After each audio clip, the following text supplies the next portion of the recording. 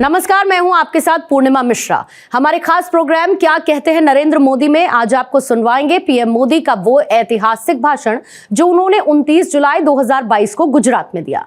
अपने भाषण में प्रधानमंत्री ने कहा कि भारत के लिए सफलता और सेवा एक दूसरे के पर्याय हैं। जन कल्याण से जग कल्याण, ये हमारी भावना है और इसीलिए आज भारत सस्टेनेबल डेवलपमेंट के क्षेत्र में वैश्विक संभावनाओं का नेतृत्व कर रहा है।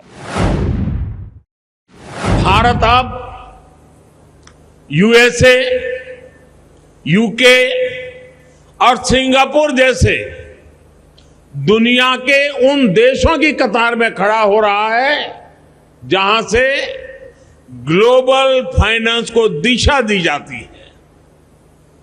मैं इस अवसर पर आप सभी को और सभी देशवासियों को अनेक अनेक बधाई देता हूं।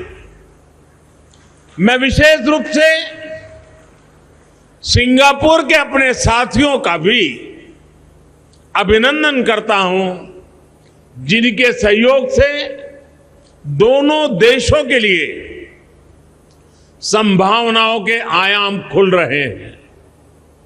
साथियों, गुजरात में रहते हुए जब मैंने गिफ्ट सिटी की परिकल्पना की थी तो वो केवल व्यापार, कारोबार या आर्थिक गतिविधियों तक सीमित नहीं था।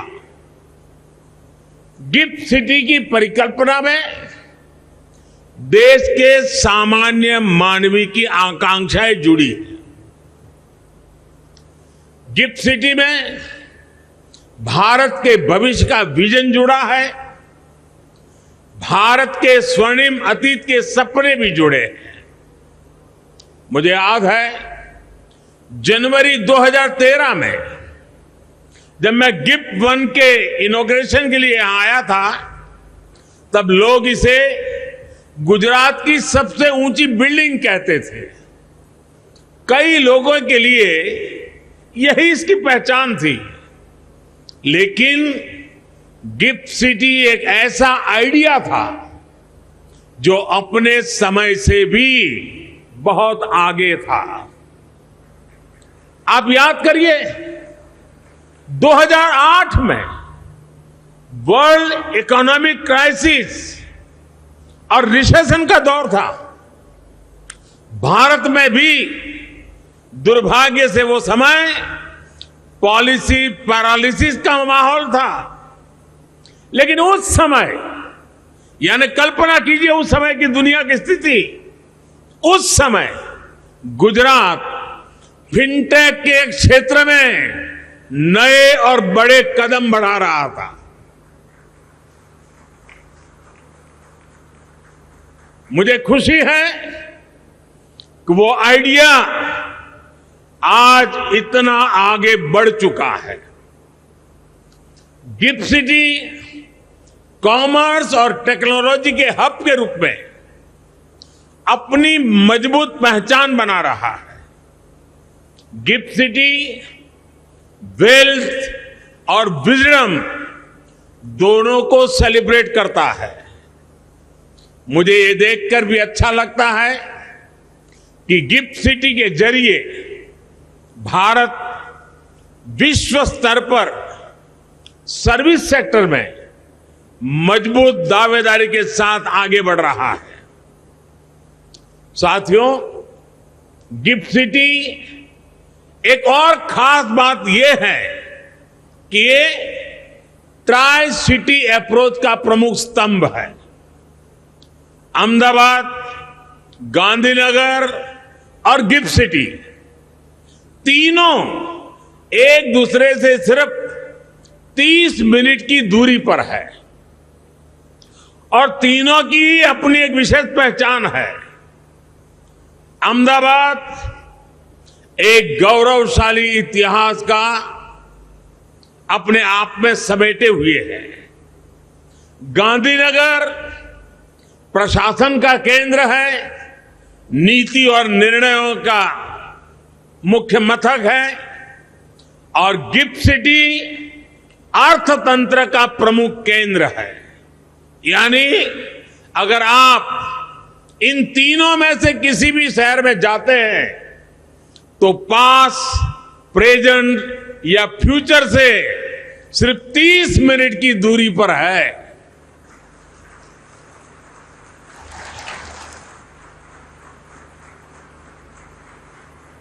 साथियों, गिफ्ट सिटी से जुड़े initiatives, ease of doing business और ईज ऑफ लिविंग की दिशा में हमारे प्रयासों का हिस्सा भी है।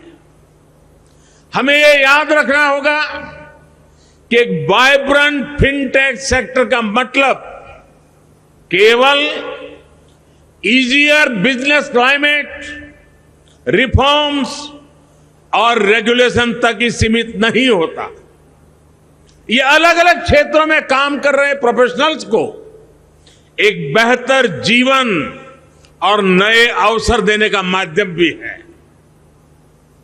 गिफ्ट सिटी एक ऐसी जगह बन रहा है जहां से नए नए आइडियाज निकल रहे हैं, वेल्थ क्रिएशन हो रहा है और दुनिया के सबसे बेहतर माइंड्स आकर यहां सीख रहे हैं, ग्रो कर रहे हैं। यानी गिफ्ट सिटी एक तरह से भारत के पुराने आर्थिक गौरव को प्राप्त करने का भी एक माध्यम बन रहा है। यहां इंडस्ट्री के जो दिग्गज है वो जानते हैं कि भारत के लोग सैकड़ों वर्षों से व्यापार और व्यवसाय के लिए पूरी दुनिया में जाते रहे हैं। दुनिया का ऐसा शायद ही कोई हिस्सा हो जहां भारतीय पहुंचे न हो। भारतीय व्यापारी इनोवेटिव फाइनेंसिंग टेक्निक्स उसका भी इस्तेमाल करते थे। मैं जिस जगह से आता हूं, मेरा जो जन्म स्थान है वडनगर, वहां खुदाई चल रही है और वहां भी खुदाई में प्राचीन काल के सिक्के मिल रहे हैं।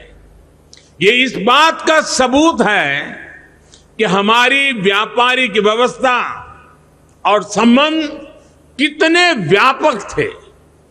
लेकिन आजादी के बाद हम खुद ही अपनी विरासत को, अपनी इस ताकत को पहचानने से कतराने लग गए। संभवतः ये गुलामी और कमजोर आत्मविश्वास का असर था कि हमने अपने व्यावसायिक, सांस्कृतिक और दूसरे संबंधों को जितना हो सका सीमित कर दिया। लेकिन अब नया भारत इस पुरानी सोच को भी बदल रहा है। आज इंटीग्रेशन हमारे लिए सबसे बड़ा महत्वपूर्ण एजेंडा है। एक ग्लोबल मार्केट के साथ, ग्लोबल सप्लाई चेन्स के साथ तेजी से इंटीग्रेट कर रहे हैं और गिफ्ट सिटी भारत के साथ साथ ग्लोबल अपॉर्चुनिटी से जुड़ने का एक महत्वपूर्ण गेटवे है। जब आप गिफ्ट सिटी के साथ इंटीग्रेट करेंगे तो आप पूरे वर्ल्ड के साथ इंटीग्रेट करेंगे। साथियों, आज भारत दुनिया की सबसे बड़ी इकोनॉमीज में से एक है। इसलिए भविष्य में जब हमारी इकोनॉमी आज से भी कहीं ज्यादा बड़ी होगी, हमें उसके लिए अभी से तैयार होना होगा और बड़ा होना तय है।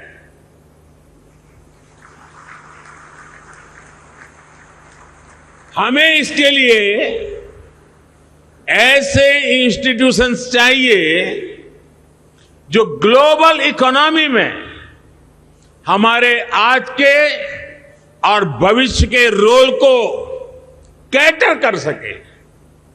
India international bullion exchange IIBX इसी दिशा में एक कदम है। गोल्ड के लिए भारत के लोगों का प्यार किसी से छिपा नहीं है। सोना भारत में महिलाओं की आर्थिक शक्ति का बड़ा माध्यम रहा है। महिलाओं के विशेष स्नेह के कारण गोल्ड हमारी समाज और सांस्कृतिक व्यवस्था का भी उतना ही अहम हिस्सा रहा है। एक बड़ी वजह है कि भारत आज सोने चांदी के क्षेत्र का एक बहुत बड़ा मार्केट है। लेकिन क्या भारत की पहचान सिर्फ इतनी होनी चाहिए? भारत की पहचान एक मार्केट मेकर की भी होनी चाहिए। IIBX इसी दिशा में एक महत्वपूर्ण कदम है।